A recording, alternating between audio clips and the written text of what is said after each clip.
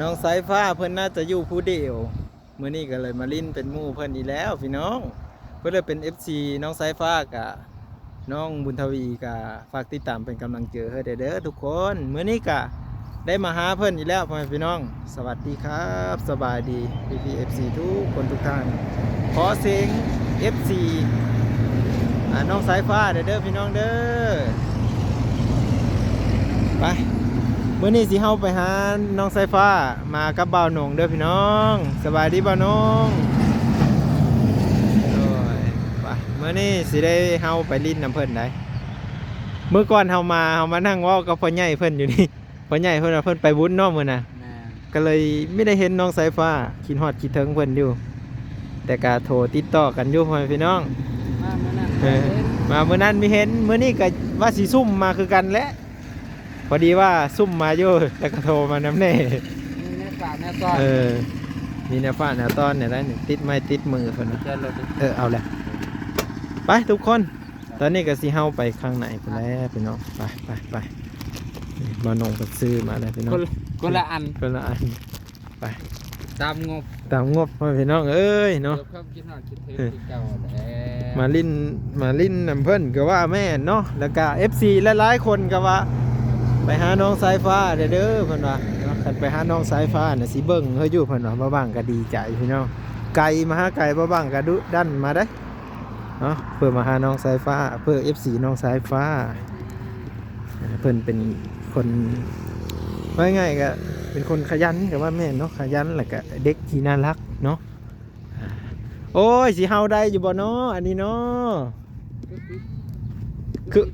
คือปิดแล้วก็เอาไม้ค้ำไว้อีกนี่หาสีเฮาได้อยู่บ่ สีเฮาแบบเลยเนาะบ่โอ้3อันผู้ใดนี่เพิ่นดึกจังกันเฮาบ้านน้องทางนั้นซะเพิ่นละอัดคักอัดแน่แท้ทุกคนอันนี้เพิ่นยันโง่เฮาโง่อ้อมาจากแล้วเฮาแล้วก็อัดเพิ่นฮะน้ำกอกเพยแหละเพยอีกแล้วบ้าเห็นแล้วได้จะว่าเพยเนาะตอนนี้ต้องตีมันแล้วน้ำกอกเพยแล้วเพยอีกแล้วไม่ได้มาโดนเนาะสบายดีจนในนอนสบายดีกินข้าวแล้วขนมกระต้มน้ำคนละครึ่งอันนี้สายฟ้าเมื่อนั้นน่ะนอนนพะนี่บ่เพิ่นเลยได้เอามาเฮินมานั่งดีนั่งดีล่ะสบายดีโอ้ยคิดฮอดได้จังมาหาเนี่ยคิดฮอดคิดถึงขนาดไกลคนละฝากแผ่นดินก็ยังเดินมาหาเจ้ากินกับไอบีออกว่าสิมาทานไอบีเจ้าแหละบ่ทันไอบีเราออกมากินรับมือกับเพิ่นเด้อโดยเรามาจับเราเกี่ยวจักรับมือทางนี้เจ้าเห็นเราบ่ให้ก็ออกมากินหนึ่งนั่นแหละก็มาพี่เลยบ่ได้แวะใส่แล้วเสร็จบอกว่าเจ้าอยู่เฮือนก่อนนั้นเจ้าอยู่ใช่จ้ะจะมาตามทางก็ได้เสร็จมาถามเพิ่นก่อนว่าเพิ่นอยู่บ่รถทิพย์คือซิ่งที่แพงแล้วบ่รถทิพย์แพงแล้วจะขักเลยเป็นจังได๋คือเพได้นำบาดาลแม่แล้วสูบแห้งแม่ก็สูบแห้งแท้มันฮักขอนั่นพลอยฮักแกกรถฮักแกกเลยคอตัวได้น่ะคอตัวฮาตัดมาสูบใส่นะเลยนั่นพลอยเดี๋ยวว่าบางหลังสูบทางลงแม่ FC ก็ลืมเพิ่นฝากบอกอยู่ให้น้องสายฟ้าค่อยอันนั้นเด้อค่อยสูบเพราะว่าน้องอยู่ผู้เดียวย่านบ่มีไผแปลงให้แม่ไอ้บีแม่แล้วเทื่อนึงรุ่นคือเก่าไอ้บีถ้ากาวใส่ก็ยังรถกาวแต่เฮากาวมือได้เนาะมื้อน่ะบ่ได้เอามาอยู่ในนั้นเด้บ่บีเพิ่นมันจอดแล้วเทื่อนึงก็ยังรถแสดงว่าเป็นน้ำท่อเนาะท่อมันหลายปีเนาะ เลย มันรุดบนท่อที่เฮาซื้อมานะ พอบ นเบอร์21 ต่อตัวเฮาตัดอันเนาะ เรือต่อตัด เลยถอดต้องเอา เอา ตัด จังสิเอาบ่สิเฮ็ดให้ เอา ขอ3ทางอันตัวน้อยๆฮะเนาะมันยังเหลือตัดทิ่มเลยตัวนี้ เอาตัวนั้น เอา ใส่ ตัว เลย น้อยๆใส่เลย เจ้าอย่าทิ่มแห้งได้อบัดนี้คันทิ่มแห้งนี่ลงหลุมเลยเด้ รุดปุ๊ดลงเลย รุดปุดนี่นำบ่ทันเลยได้อบัดนี้ ได้บ่ค่อยๆสูบได้บ่ ได้อยู่ ได้อยู่น้องว่าโอ้ย มีแต่เฮาคอยสูบมันนี่เนาะ ค่อยๆได้อบัดนี้ เพราะว่ามันบ่มีตัวใหญ่มันบ่มีตัวใหญ่ฆ่าไว้เด้ตัวนั้นมันยังมีตัวใหญ่ฆ่าไว้เนาะมันยังอยู่บัดนี้คันบ่มีตัวใหญ่คันรุดปึ๊ดนี่คือ ไม่ใช่เองวันนี้ แปลงบ่ได้เลย แล้วหักไข่วะดูแล้วนะ ไม่ใช่ไก่ เอาไปหั่นคือเขา ไปหานะ เลย ไปหาเวียด เอาอย่าเท้ามันจะไม่ได้ ไปทางบนมีเซเว่นบ่ มูมี นี่นะทางรถสมีเซเว่น ยันว่าคือว่าไกลโรงงานอันไหนโรงงานนี่ก็ น้ำตาล โรงงานน้ำตาลสิมีปั๊มบ่แม่นบ่ หนอละ อันนั้นมันบ้านหยังวะบ้านแกงแหด นี่แม่นอย่างเงี้ย มันมุกอะไรใกล้โรงงานน้ำ แก ตาง ล เงี้ ไป ย ละ พุ่นโรงงานน้ำตาลทางพุ่นใส่บุรี ใส่บุรี ตัวนี้โรงงานน้ำตาลบ้านหูเมือง คนละหมองซะ โรงงานน้ำตาลตัวนี้ไอ้นี่เลี้ยวไส้ยังไงขึ้นไป บ้านเลนไซขึ้นไปฮะเนาะ โดด อย่า ขึ้นไป กัดเลย ใกล้เลี้ยวไส้ก็มา ค่ ค้ อยๆ ำใกล้ถึงได้กับเมืองชนใกล้ถึงไปอะไรเนี่ย เคยไปบ่เมืองสน เฮ้ย นะ เฮ้ย ไปอีเพื่อ ไปเยอะ ไปยัง ตะกี้ไปคุดจีหล่ออยู่หมด ป้าโธ่ไปไกลเลย มีกูใส่ เมืองชน ไปกุจิโร่จะเมืองสนทุกคน ไปจะแม่เฮา เออไปอีบ่ ไปอยู่เคย ไปซะเต็มเครื่องไหม ไป ไปมื้ออื่นจังมาไหม นั่นแมวนี่คือเป็นยังสิ เงินบ่เลขไหมจ๊ะ มันจะหยอกเจ้าหยอกมันหยอกคืน อืม เมื่อนั้นมาหาบ่เห็นน้องบ่อยู่ว่ะไปบุญม่วนต้องไปบุญมันไหน มันมาแบ่งครึ่งกัน เอ้าคือม่วนเลยบัดนี้โอ้ แม่แบ่งครึ่งกัน แบ่ง ไปบุญนะไปกับผู้เหลือนี่ ไปคนไปจะไม่ซุก ใน แม่ ซุ สุ ก พาไปบ่คือว่าไป2มื้อบ่ เมื่อน้ มื้อนึง ำมาครึ่ง มื้อครึ่งเบิ่งสิไปล้างจอกให้นี่ เมื่อหนึ่งนะเมื่อหนึ่งแยกนอนอยู่คนเลย อ๋อนอนอยู่พุ่นเฉพาะอายหมาแล้วก็ไม่ได้เห็นกับบ่าวหนองก็เลยว่าเอ้าพากันเมินแล้วว่าซั่น ครึ่งหนึงสามนี่ ผู้หนึง เอาครึ่งหนึง สองคน เอา แบ่ ที่ ง สาม แบ่งครึ่งอันนี้มันกลายแบ่งครึ่งแล้วนี่แบ่ง3กัน อั แบ่ น ง นี้ ครึ่ง ก็อันนี้ก็แบ่งครึ่งอันนี้ก็แบ่งครึ่ง อย่ามานับไหนเอา เอาตัด ตัดเอาบ่ เลยอันนี้ก็แบ่งอันนี้ก็แบ่ง เออ แล้ว มีแต่แบ่งครึ่งเนาะ นี่เอาทำนี้จอทำนี้ เนาะ สุด เอาคนละน้อย น้องสายฟ้าว่าเคยไปคุดจิหล่ออยู่เมืองสดมาสั่นป้าน อนเก่งเลย ขี่รถไทยนำไป อย่าง หึ เคยอย่างด้วย เฮ็ดหยังย่างไป เคยอย่างด้วยเลย ไก่เด้อรถอันนี้คือมาคักแต่แกมาหมอเนาะจนว่าเต็มเลยอันนี้ก็แข่งกันเนาะ อย่าว่าแข่งกันใช่ปะเป็นตาย่านเนาะอยู่แคมทางเนาะย่านเดี๋ยวบอก โอ้ยาด อันนี้คือย่านแบบย่านรถมันสัตว์วุดมาเซอร์ฮะ เอ้าก็อยู่ผิดเลย มันเทิงแล้วนะมันสัตว์เลย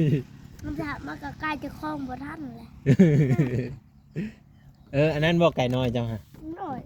จักโต อยู่ได้ จักโต ยังพัฒนา เฮ้ยนึกว่าจักโตหนึ่ง ทำไงก็ มันยังเอาเนาะไปเลี้ยง มันยังพัฒนาเอามันไปบ่ได้ได้ ยันมันตาย หน่อย ยันแมวเอาไปเป็นอาหารมันเนาะบ่มีแมวที่แถวนี้มีแต่แมวนี่บ่แมวกินอันนั้นน่ะ มากินยัง กินไก่ฮะ อันนี้ก็ไปบ่ได้ เออ เย็นแม่มันเตะ วันนี้แม่มันจิกโหแล้วเนาะ แม่มันบ่ได้เนาะคือเลยด้อยซ้ำนี่นะ เออไป อดีนั้นมันเน็ตปากสมาหนึ่งนั่นเย็นห้องไปไวไปโทษอยู่ ก็เดี๋ยวช่วงละบ่ายยันแมวยันเขามาหามันบ่ได้ไก่ยันแมวยันแมวน้อย เล่งตั้งแต่ตอนอยู่เหือนหลังเก่าคุณบ่ โดยแต่ยังน้อยอยู่ เอาเลี้ยงไก่เห็นไหมจักโตไก่ลมทั้งหมดนี่ ทำพัฒนาตะกี้เขาเรียกตะกี้แม่เขาไปนะไก่ซ้ำแม่ แม่ใหญ่ไปนั่นเลย โดย ตัวผู้ด้วยสิ ตัวผูซองผูแลขาขึ้นเงื่อนซองโตมีซองผู4ผู3ผูนะตอนนั้นแม่เขาไปแล้วขาขึ้นเงื่อนไหลซองโตยังเหลือตัวเดียวแล้วมันอันนี้มันก็แผ่ไปเรื่อยๆเลย วันนี้ไก่จะให้สิร้ายแล้วเด็กไก่น้อยก็เต็มอยู่ครับ ล่างแล้วจ่องมันเป็นครึ่งแล้ว มันยังครับปูนบ่ โดยซอง เอาปกปูนไว้ปกปูน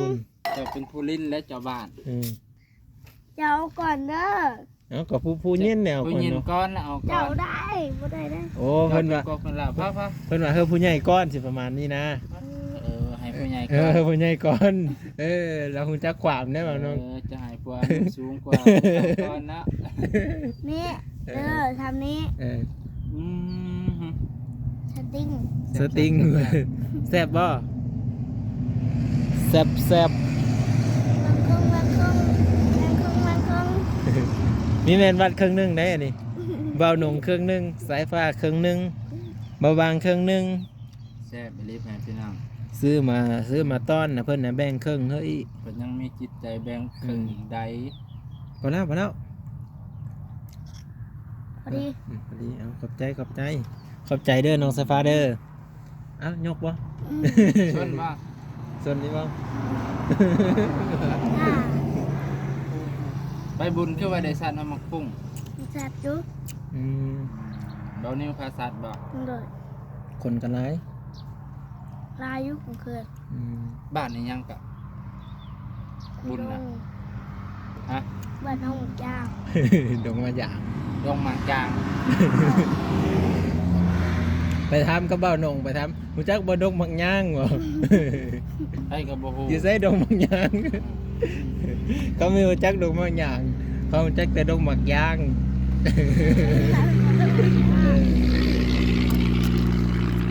ลงมาจางลงหมักย่างหมากย่าง บ่มีเขาว่า พอดยางกระติวนี่เนาะบ่แม่นฮะ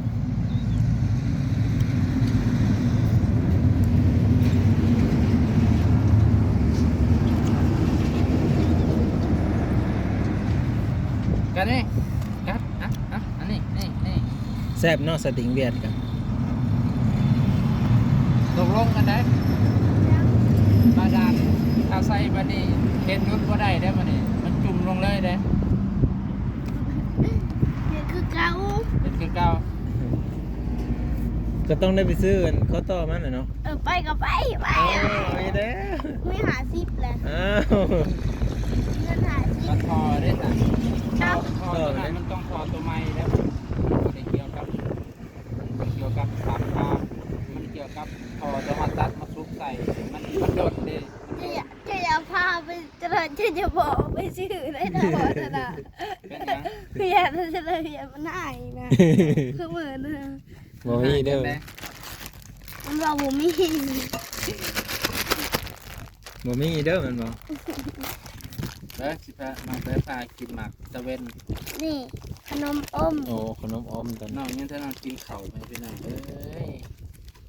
คือบ่ได้กินข้าวครับ น้ำอยาก ยังบ่อยากหรอก คันฮู้ว่าเจ้าบ่ทันกินข้าวก็สิมากินอยู่นี่แหละจ้ะ คิดว่าเจ้ากินกับไอบีแล้วก็เลย น้ ก็เลยแวะกินอยู่ในป่าหั่นเนาะนี่ก็ รักกินอยู่ในป่าขึ้นนกขึ้นหนูนี่ ำป้าไปซื้อของกิน นะเดี๋ยวสิคงกินนะ เลย ข้าวได้จังหยังบ่ข้าว นั่ง ข้าวสิให้กับหยังน้อยเดียวนึงบ่สิได้ประมาณ2ใกล้ ไป ฮะ ไป เด้อกับเบาเด้อ ไป ๆตอนนั้นสิพาเพิ่นไปซื้อของอยู่ของกิน ไปซื้ออยู่ไสไม่กินนะ เอามังเกา ของเขานะ มังเกาบนเด้อ ของเขาวันเดิม เพื่อจามมาอีก อืม เขามีอยู่บ่ล่ะ นั่ง เออ ที่ลายอยู่ นึ่งข้าวบ่เช้าเนี่ย นั่ง เออ นี่แล้ว นึ่งเอง อุ่นเขาเย็ด เออ เขาเย็น บ่แล้วนี่นึ่งตอนเช้าก็แล้วตอนแรง